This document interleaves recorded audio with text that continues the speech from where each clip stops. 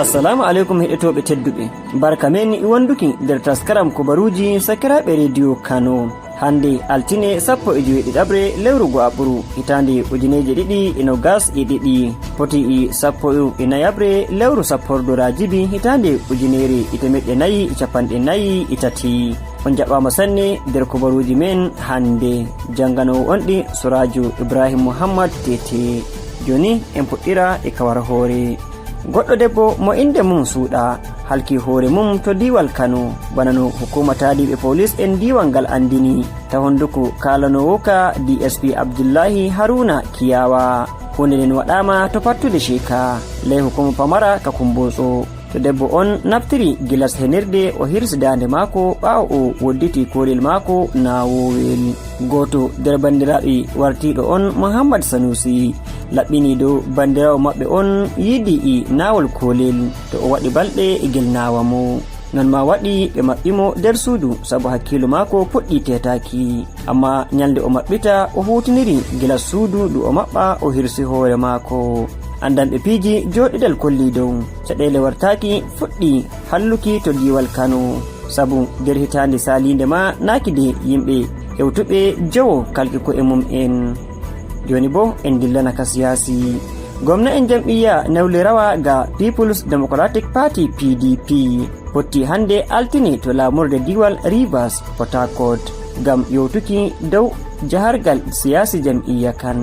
nder gwamna en jalɗirɓe kawti imo diwal Enugu e Abia e Benue e Oyo e gwamnajo diwal Bauchi imamo diwal Adamawa. ha fahin nder hawruɓe pa e gwamnajo diwal Bayelsa imo diwal Taraba. kobaruji laɓɓini dow ballo gwamnajo diwal Zamfara tawama nder hawruɓe hande. latiɗo jagorɗo mum kadi gwamnajo diwal ngal ɗum mo jam'iyya ga All Progressive Congress APC. kowol wete nder kawral ngal wanginaka tanni ɓurata ɗum dow piiji jam'iyya kan imamo tigete nder cuɓi ardungal leydi hitande 2023. dental fukaraɓe fulɓe to jami'are Bayero de Kano andirangal National Association of Fulɓe Students waɗi kawral jaɓɓaki fukaraɓe hesɓe gam famɗinkiɓe inumtinki yiɗɓe didaɗi jangirde ɗi kala fukarajo fuu hani anda bo tokka gam laɓɓinki gendam maɓɓe to jangirde nden. dental ngal ley ardungal Malam Yahaya Ahmad hompiti mawɓe ɗuɗɓe nder maɓɓe Professor Garba Kawu Daudu, Dr. Muhammad Also Ahijo, Dr. Saleh Magashi, Dr. Musa Jidda, Dr. Yahaya Muhammad Ahmad e ardiɗo dental bandiraku Fulɓe Development Association of Nigeria Bapian MI Julde ema jaadu en mako kamɓe keɓi jalɗirki. kala modibbo fof hokkama bawɗe halda e pukaraɓe ɓen. nden bo ɓe sawriɓe dow ɓe kabda ɓe janga ɓe ballita kulaku to ɓe tawi ko'e maɓɓe fof. goto nder huwanoɓe sakiraɓe midiya kanko hokka bawɗe watki bayanu maɓɓuki kawral ngal to o dasi hakkilo pukaraɓe ɓen ɓe darano ɗemgal maɓɓe kadi bo ɓe kabdana ekkitaki windirki e jangirki ngal. joni en dilana ka diwal Zamfara. gomnati diwal Zamfara maɓɓiti jangirle primare ɗe secondary to diwal ngal ɓawo ɗe gaɗi lebbi eɗe maɓɓi sabu caɗele sewnde rento e diwal ngal.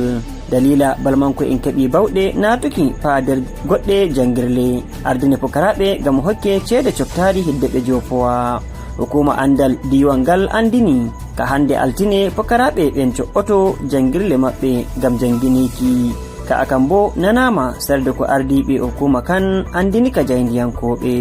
andinore nden ni holli pukaraɓe jangirle primare iɗe secondary tam maɓɓititte, kanje bo jangirle towɗe nade piiji rento laaɓiti ɗe co'ane gam rentaki pukaraɓe ɓen ema janginoɓe ɓe to jangirle ɗen gila kuuɗe balmanko en jahana kaleyɗe yaasi. kubaruji gila leydi mobgal lamorɗe Arab tabitini wiki yimɓe tato maynama, woɓɓe 12 bo nawni de tankiwa nebbam putti to diwal Abu Dhabi lamorɗe leydi ndin. taadiɓe police en wi'i poti tawe kippol non yara e pirowal gal lanyatake. ɓawo ɗon konanko en huusi tawaɓe leydi Yemen bangini dow kamɓe jaari kippol ngol to Dubai tawandi nder kawral leyɗe konoje Yemen din ley ardangal leydi Saudi. na ɗum bo waɗum tawi konankoɓe huusi jarani mobgal lamorɗe Arab nden kippol amma kadi nder balɗe caliɗe ma ɓe jabti lanawal leydi Dubai ndin to maayo woɗewo ko ɓe andiri Maliya. Kerol kubaruji men ɗi hande altine wonɗon nyande alarba to Allah jaɓi min co'oyto e goɗɗi. On gettama sanne e heɗitaki. On mbawai tokkon jayɗe amin ɗe Facebook e Telegram e Twitter ema Instagram @sakiraɓe media. Non ma on mbawai bindanon min dow email sakiraɓemedia@gmail.com. dow darde hudiɗiraɓe am Nasa Yusuf Hamidou Jaɓɓule Yunusa Yakanaji. Min janganɗo on kubaruji ɗi hande Suraju Tete wiyata on jarama siwte jam.